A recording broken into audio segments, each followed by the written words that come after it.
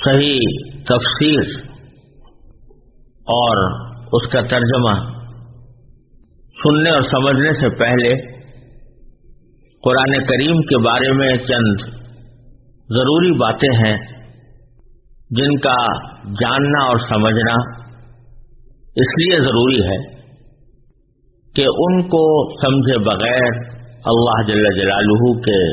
اس عظیم پیغام کو ٹھیک ٹھیک سمجھنا انسان کے لیے شاید دشوار ہوگا۔ لہذا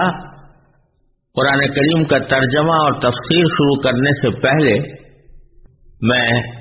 قرآن کریم کے بارے میں چند بنیادی معلومات سننے والوں کی خدمت میں پیش کرنا چاہتا ہوں تاکہ وہ قرآن کریم کے بارے میں یہ جان سکیں کہ وہ کیا کلام ہے اور اس کے مقاصد کیا ہیں اور وہ کس طرح ہم تک پہنچا ہے۔ یہ بات تو ہر کس و ناکس کو معلوم ہے کہ قرآن کریم اللہ تبارک و تعالی کی وہ کتاب ہے جو حضور نبی کریم سرور دو عالم سیدنا محمد صلی اللہ علیہ وسلم پر وحی کے ذریعے نازل ہوئی، اور یہ اللہ جل جلالہ کی کتاب ہے۔ لیکن یہ بات جاننی ضروری ہے کہ وحی کیا چیز ہوتی ہے اور انسان کو وحی کی کیا ضرورت ہے، کیوں انسان وحی کا محتاج ہے، اور اللہ تبارک و تعالی اپنے مختلف بندوں پر وحی کس لیے نازل فرماتے ہیں۔ جو شخص بھی اللہ تبارک و تعالی پر ایمان رکھتا ہو اسے اتنا تو پتا ہوتا ہے کہ اللہ تعالی نے انسان ہی کو اس دنیا میں بھیجا ہے، اسی نے اس دنیا میں انسان کو پیدا کیا، اور صدیوں بلکہ ہزارہ سال سے یہ سلسلہ آنکھوں کے سامنے نظر آتا رہتا ہے کہ ایک انسان ماں کے پیٹ سے پیدا ہوتا ہے، بچہ ہوتا ہے، بچپن گزارتا ہے، جوان ہوتا ہے، ادھیڑ عمر تک پہنچتا ہے، بوڑھا ہو جاتا ہے، اور پھر بالآخر دنیا سے رخصت ہو جاتا ہے۔ بعض لوگ وہ بھی ہیں جو بڑھاپے سے پہلے ہی دنیا کو خیر باد کہہ دیتے ہیں۔ یہ بات ہر انسان جانتا ہے کہ کوئی بھی انسان اس دنیا میں ہمیشہ رہنے کے لیے نہیں آیا، وہ ایک خاص وقت تک کے لیے دنیا میں آتا ہے اور اس کے بعد دنیا سے چلا جاتا ہے۔ یہ سلسلہ ہزارہ سال سے اسی طرح چلا آ رہا ہے، اور اس دنیا میں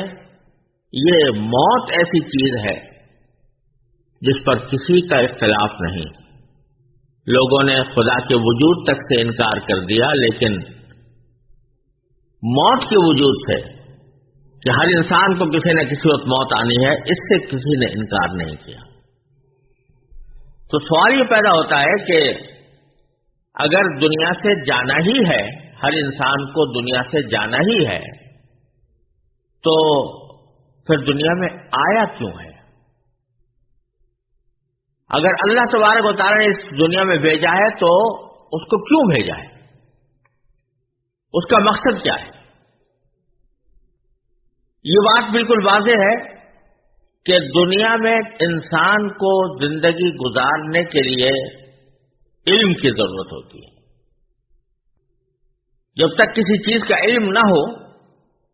دنیا میں وہ اس سے فائدہ نہیں اٹھا سکتا۔ اگر کسی کو یہ نہ معلوم ہو کہ بھوک مٹانے کا کیا طریقہ ہے تو وہ کھانا کیسے کھائے گا، اور اس کو یہ معلوم نہ ہو کہ کون سی چیز کھانے کے لائق ہے تو وہ اپنی بھوک کیسے مٹائے گا۔ اگر اس کو یہ پتہ نہ ہو کہ تن ڈھانکنے کے لیے، بدن ڈھانکنے کے لیے کپڑے کی ضرورت ہے، اور یہ معلوم نہ ہو کہ کپڑا کس طرح پہنا جاتا ہے تو وہ اس دنیا میں تن ڈھانک کر کیسے رہ سکے گا؟ غرض دنیا کے ہر کام کے لیے انسان کو علم کی ضرورت ہے. چنانچہ جب اللہ تبارک و تعالی نے انسان کو دنیا میں بھیجا تو اس کو علم عطا کرنے کے کچھ ذرائع بھی عطا فرمائے، اور یہ ذرائع 3 قسم کے ہیں. سب سے پہلا ذریعہ جس سے انسان کو علم حاصل کرتا ہے وہ اس کے حواس ہیں، یعنی آنکھ، کان، ناک اور ہاتھ پاؤں، منہ. بہت سی چیزیں انسان آنکھ سے دیکھ کر پتہ لگاتا ہے، بہت سی چیزیں انسان کان سے سن کر پتہ لگاتا ہے، بہت سی چیزیں ہاتھ پاؤں سے چھو کر پتہ لگاتا ہے، بہت سی چیزیں ایسی ہیں جو ناک سے سونگھ کر پتہ لگاتا ہے. یہ حواس سے خمسہ کہلاتے ہیں جن سے ہمیں بہت سی باتوں کا علم حاصل ہوتا ہے. ہم نے آنکھ سے دیکھا کہ یہ سامنے دیوار ہے تو ہمیں پتہ چلا کہ یہ دیوار ہے، تو آنکھ نے یہ علم عطا کر دیا. بہت سی چیزیں کان سے سن کر معلوم ہوتی ہیں. مجھے کسی نے آ کر بتایا کہ فلاں شخص آپ سے ملنا چاہتا ہے، تو جب کس کان سے مجھے پتا چلا، اس کان کے ذریعے مجھے علم حاصل ہوا کہ کوئی شخص مجھ سے ملنے کا خواہش مند ہے. کوئی چیز ایسی ہے کہ جو سونگھ کر پتہ لگائی جاتی ہے. خوشبو ہے، وہ پھول کو اگر آپ سونگیں گے تو سونگھ کر اس کی خوشبو کا علم حاصل ہوگا. یہ 5 قسم کے خواص ہیں جو اللہ تبارک و تعالی نے انسان کو علم عطا کرنے کے لیے دیے ہیں. لیکن ان تینوں ذرائع میں ترتیب یہ ہے کہ ہر ایک ذریعے کا ایک خاص فنکشن ہے، اس کا ایک خاص دائرہ کار ہے، ایک خاص حد ہے جس کے آگے وہ کام نہیں دیتا. مثلا اگر کوئی شخص آنکھ سے دیکھ کر یہ تو پتہ لگا سکتا ہے کہ یہ پھول ہے، لیکن ناک بند کر کے اس کی خوشبو کو آنکھ سے نہیں سونگھ سکتا. یا فرض کرو کہ وہ آنکھیں بند کر کے اس کا رنگ معلوم کرنا چاہے تو یہ نہیں کر سکتا. آنکھ اپنا کام کرے گی، کان اپنا کام کرے گا، اور ناک اپنا کام کرے گی، ہاتھ اور پاؤں اپنا کام کریں گے. پھر ایک مرحلہ ایسا آتا ہے کہ جہاں ہمیں یہ خواص سے خمسہ یعنی 5 حواس یہ علم عطا کرنے سے قاصر رہ جاتے ہیں، تو اس موقع پر ہمیں اللہ تبارک و تعالی نے ایک دوسرا ذریعہ علم عطا فرمایا ہے جس کا نام عقل ہے. جہاں کوئی چیز ہم آنکھ سے دیکھ کر،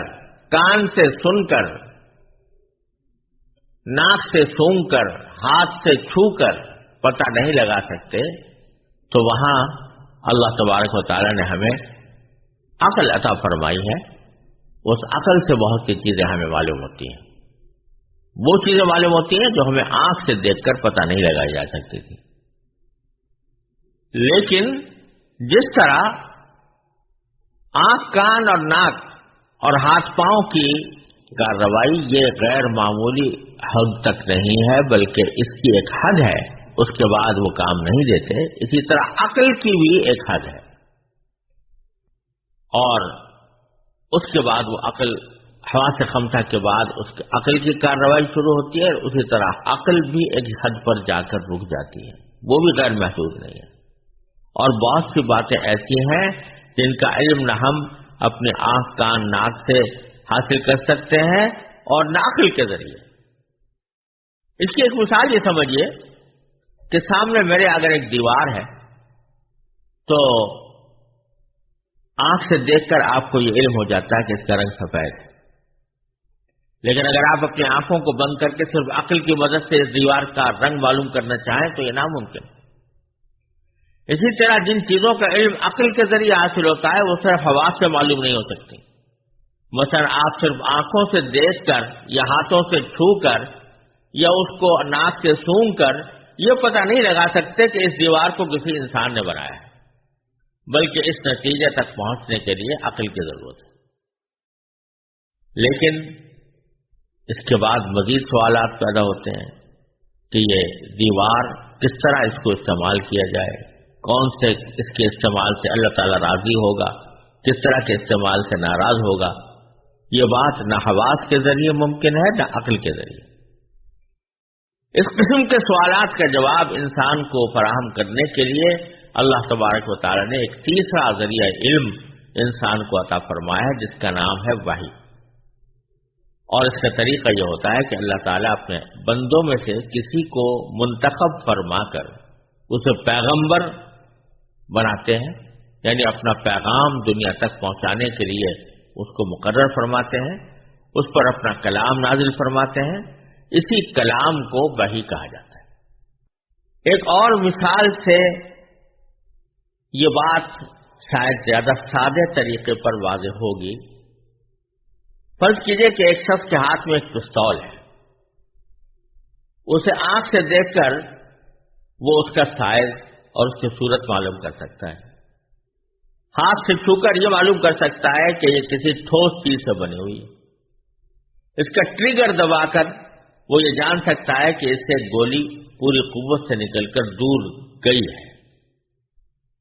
اس کی آواز سن کر اسے یہ معلوم ہو جاتا ہے کہ اس سے دھماکہ پیدا ہوتا ہے، اس کی نالی کو سونگھ کر وہ یہ پتہ لگا لیتا ہے کہ اس میں سے بارود کی بو آ رہی ہے۔ یہ ساری اطلاعات اسے اس کے آنکھ، ہاتھ، کان اور ناک نے فراہم کی۔ لیکن اگر کوئی اس سے پوچھے کہ اسے کس نے بنایا، تو اس کی آنکھ، اس کا کان، اس کی ناک یا اس کا ہاتھ اس سوال کا جواب نہیں دے سکتے۔ اس موقع پر وہ اپنی عقل سے سوچتا ہے تو عقل سے یہ بتاتی ہے کہ یہ پستول جس انداز سے بنا ہوا ہے وہ خود بخود وجود میں نہیں آ سکتا، یقیناً کسی کاریگر نے اسے بنایا ہے۔ وہ کاریگر نہ اس کی آنکھوں سے نظر آ رہا ہے اور نہ اس کے کان اس کی آواز سن رہے ہیں، مگر اس کی عقل کے ذریعے اسے یہ علم حاصل ہو گیا کہ اسے کسی کاریگر انسان نے بنایا ہے۔ اب ایک اور سوال یہ پیدا ہوتا ہے کہ اس ہتھیار کا کون سا استعمال جائز اور کون سا ناجائز ہے۔ اس سوال کے جواب میں بھی عقل ایک حد تک تو مدد کر سکتی ہے۔ مثلا عقل سے سوچا جا سکتا ہے کہ اس ہتھیار کے ذریعے کسی بے گناہ کو قتل کرنا بہت برا کام ہے، جس کی اجازت نہیں ہونی چاہیے۔ لیکن پھر سوال پیدا ہوتا ہے کہ کس کو بے گناہ کہا جائے اور کس کو مجرم، اور کون سا جرم ایسا ہے جس کی سزا میں اس پستول کو استعمال کر کے کسی کو قتل کیا جا سکتا ہے۔ یہ ایسے سوالات ہیں جن پر اگر میں صرف عقل کی بنیاد پر غور کروں تو عقل مجھے الجھن میں ڈال دے گی۔ مثلا اگر ایک قاتل میرے سامنے ہے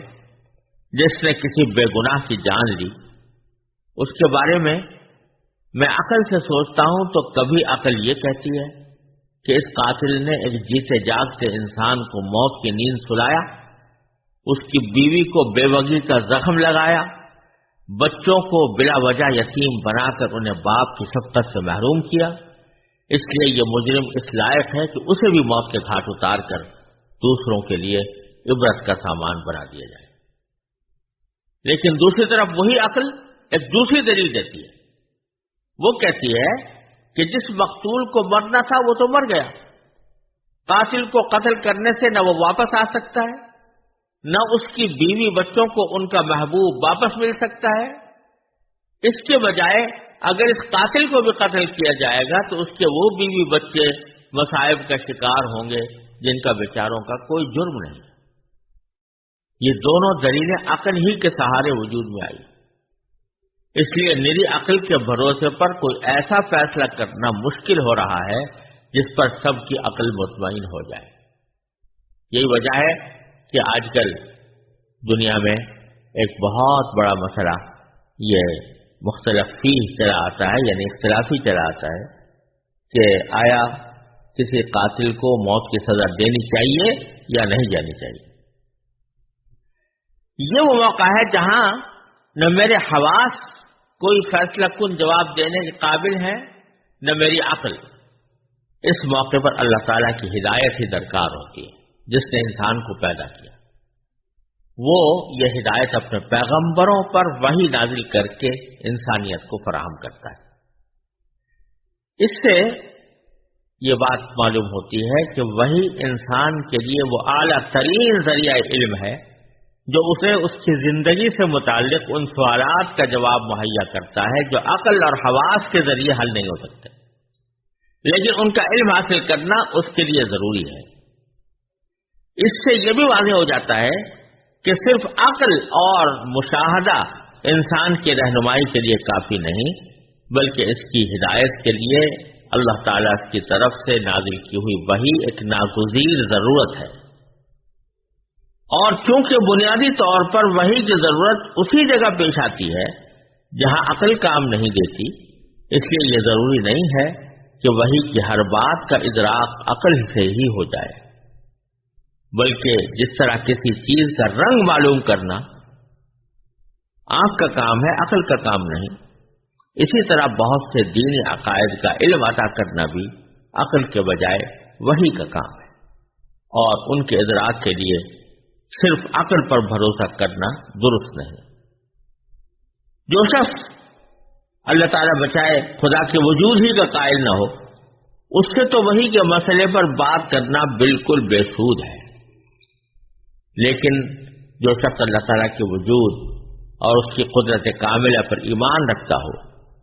اس کے لیے وحی کی عقلی ضرورت،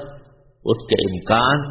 اور اس کے حقیقی وجود کو سمجھنا کچھ مشکل نہیں۔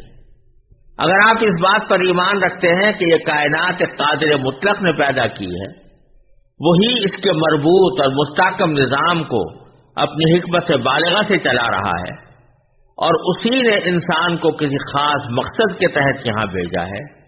تو پھر یہ کیسے ممکن ہے کہ اس نے انسان کو پیدا کرنے کے بعد اسے بالکل اندھیرے میں چھوڑ دیا ہو اور اسے یہ نہ بتایا ہو کہ وہ کیوں اس دنیا میں آیا ہے، یہاں اس کے بڑے ذمے کیا فرائض ہیں، اس کی منزل مقصود کیا ہے، اور وہ کس طرح اپنے مقصد زندگی کو حاصل کر سکتا ہے۔ کیا کوئی شخص جس کے ہوش و حواس سلامت ہوں ایسا کر سکتا ہے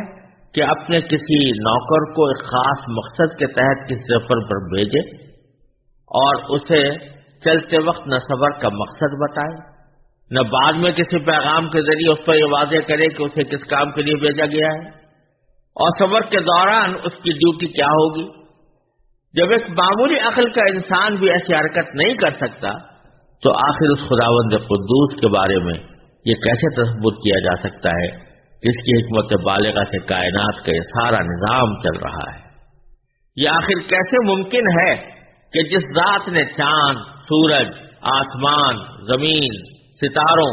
اور سیاروں کا ایسا محیر العقول نظام پیدا کیا ہے، وہ اپنے بندوں تک پیغام پہنچانے کا کوئی ایسا انتظام بھی نہ کر سکے جس کے ذریعے انسانوں کو ان کے مقصد زندگی سے متعلق ہدایات دی جا سکے؟ اگر اللہ تعالیٰ کی حکمت پر ایمان ہے تو پھر یہ بھی ماننا پڑے گا کہ اس نے اپنے بندوں کو اندھیرے میں نہیں چھوڑا،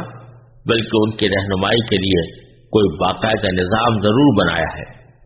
بس رہنمائی کے اسی باقاعدہ نظام کا نام وحی اور رسالت ہے۔ اس سے واضح ہوتا ہے کہ وحی محض ایک دینی اعتقاد ہی نہیں بلکہ ایک عقلی ضرورت ہے، جس کا انکار در حقیقت اللہ تبارک و تعالیٰ کی حکمت بالغہ کا انکار ہے۔ یہ وحی اللہ تعالیٰ نے ان ہزاروں پیغمبروں پر نازل فرمائی جنہوں نے اپنے اپنے زبانوں میں لوگوں کی ہدایت کا سامان کیا، یہاں تک کہ حضور اقدس سیدنا محمد مصطفیٰ صلی اللہ علیہ وسلم پر قرآن کریم قیامت تک آنے والے انسانوں کی رہنمائی کے لیے نازل فرمایا گیا، اور حضرت صلی اللہ علیہ وسلم پر اس مقدس سلسلے کی تکمیل ہو گئی۔